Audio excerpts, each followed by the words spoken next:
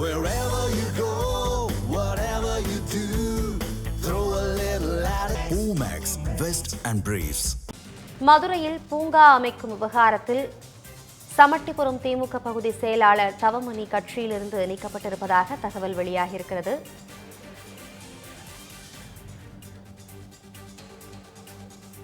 Madurai bypass road Velmurugan நகர் குடியிருப்போர் சங்கத்தினருடன் தகராறு செய்த புகாரில் கட்சியிலிருந்து நீக்கப்பட்டிருப்பதாக தகவல் வெளியாகியிருக்கிறது.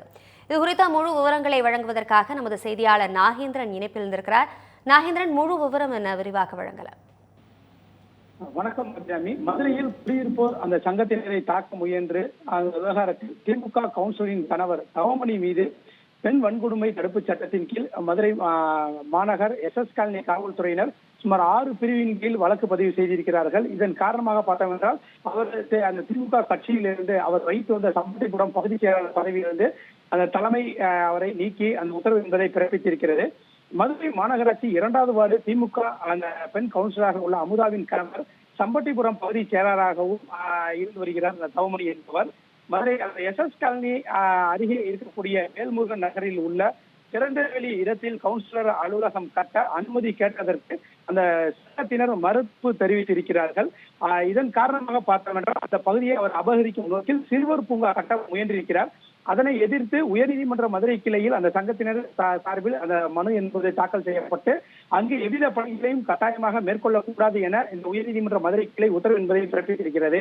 அதையும் மீறி அவ்விடத்தில் கடந்த அக்டோபர் 9ஆம் தேதி பூமி பூஜை போட மாநகராட்சி அதிகாரிகளுடன் அந்த தவமணி அந்த பகுதிக்கு சென்று அதற்கான பணிகளை செய்ய முற்பட்ட போது குடியிருப்போர் நலச்சங்கத்தை சேர்ந்த ஒருங்கிணைப்பாளர் பழனிக்குமார் மற்றும் அந்த சங்கத்தை சேர்ந்தவர்கள் தடுத்திருக்கிறார்கள். இதனால் அந்த பகுதியில் அவர்களுடன் அவர் வாக்குவாதத்தில் ஈடுபட்டு அவர்களுக்கு கொலை மற்றும் எடுத்திருக்கிறார்.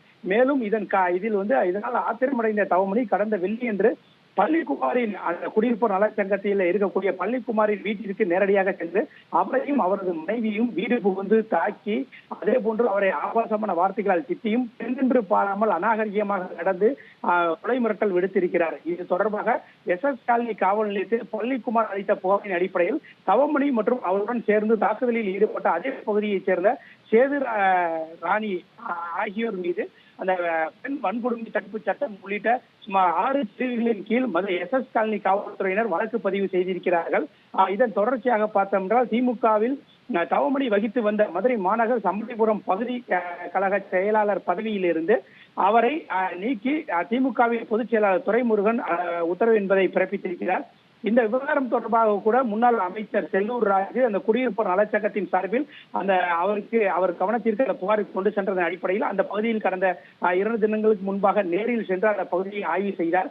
மேலும் அந்த பகுதியில் அந்த பூங்கா உள்ளிட்டவை அமைக்கக்கூடாது எனவும் அந்த குடியிருப்போர் சங்கம் மற்றும் அந்த பகுதி மக்களுக்கு ஆதரவாகவும் அந்த பகுதியில் ஆய்வு மேற்கொண்டு அந்த சட்டவிரோதமாக அந்த மக்களுக்கு எதிராக செயல்படும் திமுக கவுன்சிலரின் கணவர் தவமணி மீது நடவடிக்கை எடுக்க வேண்டும் எனவும் அந்த செய்தியாளர்களுக்கு பேட்டியும் அளித்திருந்தார். இந்த நிலையில் தான் தவமணி அவரது வைத்து வந்த பகுதி செயலாளர் பதவியில் இருந்து கட்சியின் தலைமை அவரை நீக்கி இருக்கிறது. குறிப்பாக மதுரை மாநகர எஸ்எஸ் காலனி காவல்துறையில் பெண் வன்கொடுமை தடுப்பு சட்டம் உள்ளிட்ட 6 பிரிவின் கீழ் அவர் மீது அந்த வழக்கு பதிவும் என்பது செய்யப்பட்டிருக்கிறது.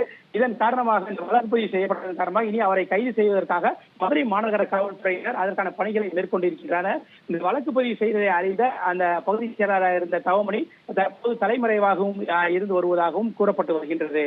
Abirami,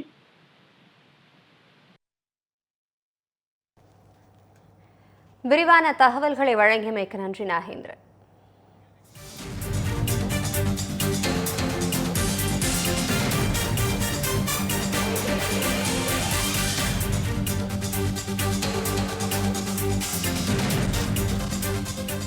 Wherever you go, whatever you do, throw a little at it. Omax, Vest and Briefs.